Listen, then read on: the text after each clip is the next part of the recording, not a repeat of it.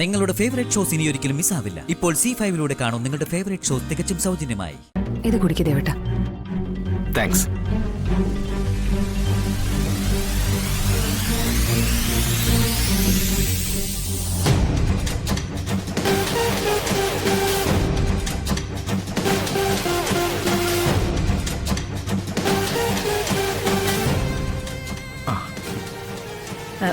ചോറെടുക്കായിരുന്നല്ലോ മോനെ.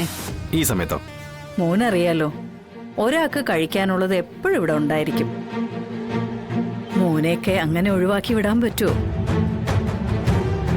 ഇതിനിടെ ഞങ്ങൾ രണ്ടാളും കഴിയുന്നത്ര സ്ഥലങ്ങളിൽ നിന്നൊക്കെ ഫുഡ് തട്ടി. വല്ലപ്പോഴൊക്കെ അല്ലേ ഞങ്ങൾ ഒരുമിച്ച്. അല്ല, അപ്പം ആളിവിടെ ഉണ്ടോ? ഇല്ല, കൊല്ലത്തിന് വിട്ടു. എനിക്ക് രാത്രി 12:30 ദുബായ് ഫ്ലൈറ്റ്. കുറച്ച് സമയം കിട്ടുമല്ലോ. അപ്പോ ശാലിനിയെ കൂടി ഒന്ന് കണ്ടിട്ട് പോകാന്ന് വെച്ചു.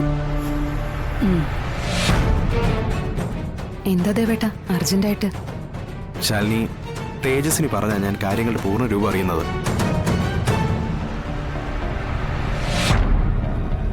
സംഭവങ്ങളൊക്കെ ഇത്രയും സീരിയസ് ആയിട്ടും ശാലിനി എന്നോടൊരു വാക്ക് പറഞ്ഞില്ലല്ലോ. ഒരു അത്യാഹിതം സംഭവിച്ചു. അതിലുള്ള പരിക്കുകളും മുറിവുകളൊക്കെ ആയിട്ട് പൊരുത്തപ്പെടാൻ ശ്രമിച്ചുകൊണ്ടിരിക്കുക. വേദന മറക്കാൻ ശ്രമിച്ചുകൊണ്ടിരിക്കുകയും ഇത്തരം വേദനകളെ സ്നേഹിക്കുന്നവരുമായി പങ്കുവെക്കുകയും ചെയ്യുമ്പോൾ കൂടുകയല്ല, കുറയുക ചെയ്യാം. അവരുടെ അനുതാപം കാണുമ്പോൾ നമുക്ക് നമ്മളോട് തന്നെ സങ്കടം തോന്നും. പിന്നെ നമുക്കിത് സംഭവിച്ചല്ലോ എന്നോർത്ത് അവരുടെ വേദന. ഇതെല്ലാം ഓർത്ത ദേവേട്ടനോടൊന്നും പറയാതിരുന്ന. പക്ഷെ ശാലിനി, ഞാൻ കാരണമല്ലേ ഇതെല്ലാം?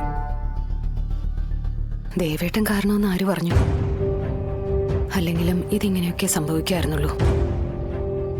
അതാ എന്റെ വിധി. ശാലിനി, ഞാൻ നിന്റെ ഭർത്താവാണെന്ന് തെറ്റിദ്ധരിച്ചല്ലേ ഈ പ്രശ്നങ്ങളെല്ലാം ഉണ്ടായത്? ആ തെറ്റിദ്ധാരണ നമുക്ക് തിരുത്താവുന്നല്ലേ ഉള്ളൂ.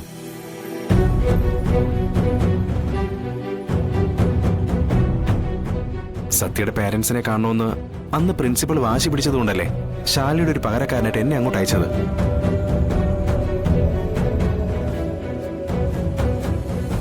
അവിടെ ഞാനല്ല സത്യയുടെ അച്ഛനാണെന്ന് പറഞ്ഞത്.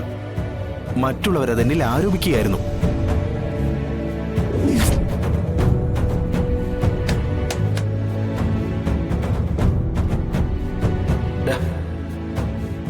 താങ്ക്സ്.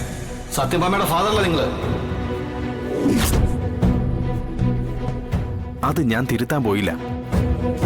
സ്കൂളുകാർ ക്രൂശിച്ച കുട്ടിയായിരുന്നു ആ സമയം സത്യ.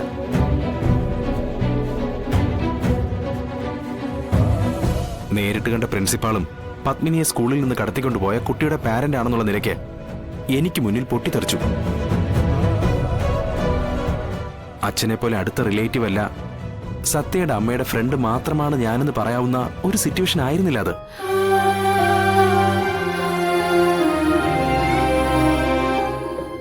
എന്നെ പോലെ ഒരാളുടെ സംരക്ഷണ കവചം സത്യയ്ക്ക് ആ സമയം ആവശ്യമുണ്ടെന്ന് എനിക്ക് തോന്നി. അത് മാറ്റി പറയേണ്ട ഒരാവശ്യമുണ്ടെന്ന് എനിക്ക് തോന്നിയതുമില്ല. പിന്നീടത് മാറ്റി പറയേണ്ട ഒരു സന്ദർഭം ഉണ്ടായിരുന്നു. കുട്ടികൾ സ്കൂളിൽ എത്തിയതിനു ശേഷം സത്യാമ്മയെ കണ്ടപ്പോ. ഡൗൺലോഡ് ചെയ്യൂ C5 ആപ്പ്. കാണൂ എല്ലാ എപ്പിസോഡുകളും സൗജന്യമായി.